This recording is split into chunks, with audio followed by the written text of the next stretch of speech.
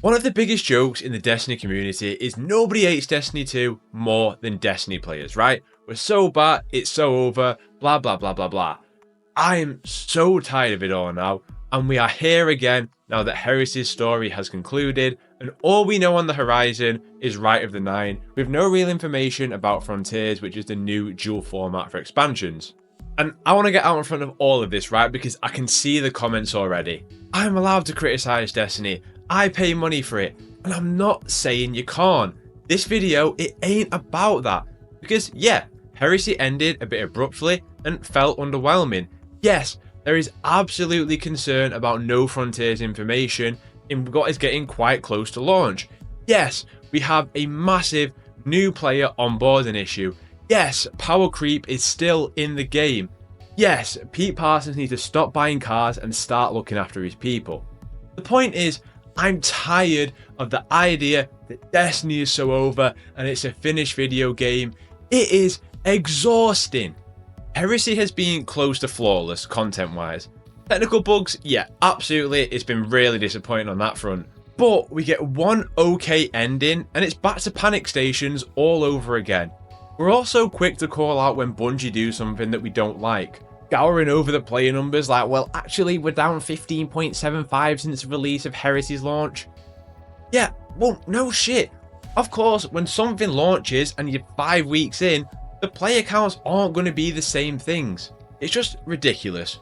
There's no doubt Bungie have made some disastrous decisions, right? And it's true that Destiny could be an even better game had they not gone down several routes.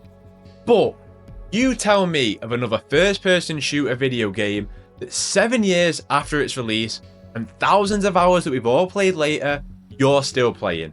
Every single year it feels like new looter shooters enter the market and barely any of them even make the 12-month mark, let alone 7 years. Destiny as a franchise has been doing it for 10, and yet all we ever hear is doom and gloom about where we're at. Of course, it's part of a wider video game discourse problem, where years ago I'd be like, I really love Batman Arkham Knight, and you'd have a community where they'd be like, yeah man, me too, this part was so sick, I love this part. Nowadays it's like, I really love Destiny 2. I go to the comment section, nah man, fuck you! You're why video games suck now, Destiny 2 sucks, dead game. Shut up! Like, what happened? The way people treat others' opinions about video games and what they like, it's like you've just shot a family member. It's insane how discourse has become in video games and in the Destiny community itself. Like I say, it's a wider thing, but let's just refocus on Destiny because it's tough, right? A 7-year-old game in what I have over 1,000 hours in. Of course, we're going to feel fatigued at some point. I did a video last year saying that Destiny 2 potentially downscaling with quarterly updates and 2 expansions a year is a healthy thing, something that's good for the game. This concept of only ever playing one game is why I think so many people get burnt out. I think it's great to have downtime in seasons, go and play other stuff. And a great example is after the final shape, I thought it was fantastic, right? And we went into the first episodes, which was called Echoes. And after Act 2, I was like, nah, I'm done. Because this is rubbish. Like, this is just not good. The whiplash from Final Shape to Echoes, it stunk. There's no doubt about it. But what did I do? I didn't go online, I'm quitting Destiny 2, make a big video essay about how much this game now sucks. I was like, nah, I'm just going to play another video game. I come back with Revenant and then here with Heresy now. And I've catched up on all that content. And I'm like, I'm enjoying myself with Destiny 2 again. That's a normal thing to do. Don't do normal on the internet, do we? I really do think that those breaks are great because it becomes more evident as to what you really enjoy about a video game. It's a bold opinion maybe, but I think Destiny 2 is the best it's ever been to play right now. On many fronts. I think the build crafting is the most varied and gives the player the most expression that they've ever had to play how they want. That's a result of the perks, the subclass updates, and the variation of abilities in the seasonal artifact. One season is focused on arc and SMGs, the next stasis and grenade launchers, the next trace rifle and strand. It's like, I really love my hand cannons, but Unloved from the new dungeon has added a new dimension to that where I might have a new favourite legendary hand cannon over the Midnight Coup for now. So there's the build crafting, and then you look at the wonders that the raid and dungeon team are cooking up. They are on a generational run, from Pantheon to Salvation's Edge to Vespers to Sundered, and in a few weeks we've got Right of the Nine, which is going to act as the kind of Pantheon challenge but for dungeons. The activities, they keep getting better and better, and also different. The Nether plays so differently to Court of Blades, which plays very differently to Battlegrounds and all the other seasonal activities that we've had. And on top of that, they're adding in perks and boons that help synergize into builds, and it's making the sandbox extremely fun to play around in. Heresy was without doubt the best episode, but I'm not going to touch too much on that since they're going away now. But what I would say is that on a storytelling front, Heresy, until that finale, delivered on what I love from Destiny's world building, in providing a current story with Oryx and the Hive, but a mystery that goes beyond the current episode, with who is that new power behind the Taken, and what was the winner's role in all of this. And that's good, and that's what Destiny needs right now, because from the end of Witch Queen to the final shape, Destiny lost a lot of that mystery and it was all about answering the questions, which was fine, but I missed that mystery.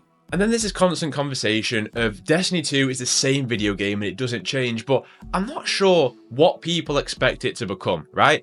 They give us Dual Destiny as an example, which I think is one of the best things that have been added into the game. And everyone's like, nah, not that. Talking to people, are you mad? Dislike, dislike, dislike, dislike. What are we doing? Like, I'm confused by what people want Destiny to become and how it can evolve. I'm not sure how the game completely alters itself. It's got progressively better. I would say that the one thing I do miss is that there's not as much reliance on the guns as there used to be, and it has become a very abilities focused sandbox. But I just don't buy into this concept of that Destiny doesn't change. And having played practically every other looter shooter other than Warframe, right? I look at all of those, and then I look at raids and dungeons in Destiny, and I'm like, without doubt, and I firmly believe this, they are one of the greatest experiences that anybody can have in video games, right? The mechanics and the reliance of communication, and how that also focuses in and relies on your build crafting and what you've got. I genuinely believe that, and when that's paired with these sensational bosses and a soundtrack that is always memorable, you create one of the coolest video games experiences out there, and I really do believe that that gets slept on a lot. And I think we also got to talk about Marathon, and this idea that I've seen of the day Marathon releases, Destiny dies its first death.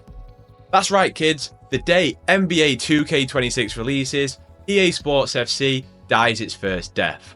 What? What are you waffling about? Of course there is overlap, right? And that overlap begins with B, ends in Bungie. There is of course interest from people who are currently playing Destiny who will go over to Marathon, but this idea that Marathon and Destiny cannot coexist is ridiculous. Look, Destiny's PvP is cooked, and it's a shame for that crowd, I agree. But these are two very different video games, and if both are successful, Bungie want to staff up so they can support both of them.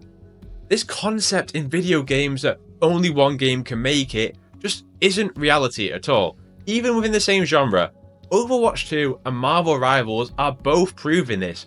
Both are still doing so well for themselves, and they're in the same market. So Destiny and Marathon are not even up against each other. I understand the skepticism that if Marathon is this big success, then Bungie will just focus on that. But I think if you were to ask anybody in the live service realm, that if they could have both a PvE focused game and a PvP focused game going at the same time, that is like a dream, because you are covering both audiences and it's separate loopholes, separate abilities, there's no overlap between them. And I think that's a great thing for a developer to have. I genuinely believe that most of that worry comes from knowing so little about Frontiers and the next saga. And I feel that for sure. I just feel that Destiny becoming this tighter experience, if you like, is going to help that general sentiment of the game. Because, look, I love the legendary campaigns. Brilliant. But they're right in taking them away. Because obviously they are so expensive to produce, and I have done maybe 2 playthroughs of any of them at max.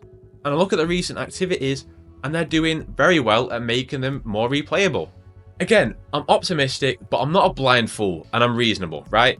And this new saga of Destiny with Frontiers is massive, because there is a massive reliance on getting new people or very lapsed players back into the franchise. We all know that Destiny 3 was needed, but we just gotta shut up now, because it ain't happening, at least for a long while. The game needs new players at Frontiers. One thing that's going to be a bit of a testbed, if you like, for sure, is with Rite of the Nine and the dungeons, in that they're going to be essentially doing an explore mode that's going to guide people through dungeon mechanics. And that's excellent, because unless you've got us Destiny gremlins to guide you, it's so hard to get anyone into this game. I mean, a friend of mine bought that big collection that went on sale on Humble Bundle a while ago that gave them all the DLCs, but within a week he bounced off because it's so much. So with Frontiers, there's excitement about new mysteries and storytelling and locations, but yeah, it's big in that new players have to get on board. And I need to reiterate, right? Just because I'm saying we should be more positive about Destiny doesn't mean I don't have my concerns. I have a lot of concerns about Destiny right now. Power creep, player onboarding, the non-linear storytelling in Apollo, the structure of the quarterly updates, loot availability in raids and dungeons, the technical mess that Destiny has been since Revenant, the barrage of microtransactions in the game, and do not get me started on that bloody trail effect that they've just added into the game. Nonsense. I think all of those concerns are absolutely warranted. And just touching on player count for a second, I think it's a good metric to have, generally. I really do feel there's so much of an obsession around it now. And there really has and is a big detrimental effect, whether we like it or not. Take Concord as an example, right? If I'm looking at the player counts and maybe I've got a small interest in buying this game, and I see 1,000 people playing it, and that's reported everywhere, it's going viral everywhere, why would I or anyone buy or invest into it? Because all you can imagine is that people are not playing, and therefore, why should I? Rather than, that looks fun, I'll just buy and play that. I'm not sure that example works entirely, but hopefully you get my point of what I'm trying to say. Player counts, of course they matter, but anything can change in an instant with them. Everything I just said there are fair and valid criticisms, but when I'm in the middle of a raid, shouting symbols at all my mates and they're acting like I'm speaking a different language, or I've just beat the Witness and I'm staring out upon the Traveller with my best mates, or I'm playing PvP and Shax is hyping me up. Just kidding, I ain't playing that shit. The point is, I'm not thinking about player counts, I'm not thinking about Marathon's resources, I'm not thinking about Frontiers, and I feel like as a community, generally in video games, just have to start enjoying things a lot more for what they are. I just think that Bungie deserve more credit. Let me be clear on that though, the day-to-day working staff of Bungie deserve more credit. The confines of Destiny make what they've done with the game quite extraordinary. Warframe can always add a new Warframe. Call of Duty is annualized, Borderlands is sequelized with DLC packs, and look, even something like The Division 2, that started so magnificently, never hit the same heights again. In Destiny, they're quite confined with what they have to do. They've got to work within the same 3 classes, so you can't just add a new character class to expand beyond what they currently have, so the focus is on subclasses and loot. Is power creep a problem? Sure, because in a looter shooter, the loot has to matter. And there's been a problem this year where it's been about the standouts of loot rather than all of it, with like rocket sidearms, linears, GL. But I think we've just got to be rational about things, and I know that's difficult on the internet.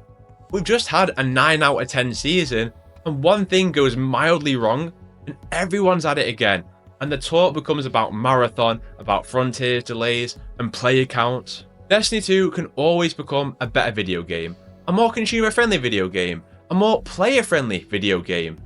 But fucking hell, man, it's still a bloody good one, and I think we need to recognise that more often. Anyway, if you are still here, thanks for listening to me yap. I think I've just had enough of the constant negativity in video games, but let me know, where are you at with Destiny 2? I would be interested to know what the general consensus is. If you enjoyed the vid, I'd enjoy you leaving a like. The algorithm is like a seasonal story. You never know what you're going to get, but one like makes it more likely to be a hive one. Anyway, if you're new around here, this is what we do. We talk about the stuff that we like when it comes to video games, and Destiny is often one of those. So if you've enjoyed that, consider subscribing. I'd love for you to stick around.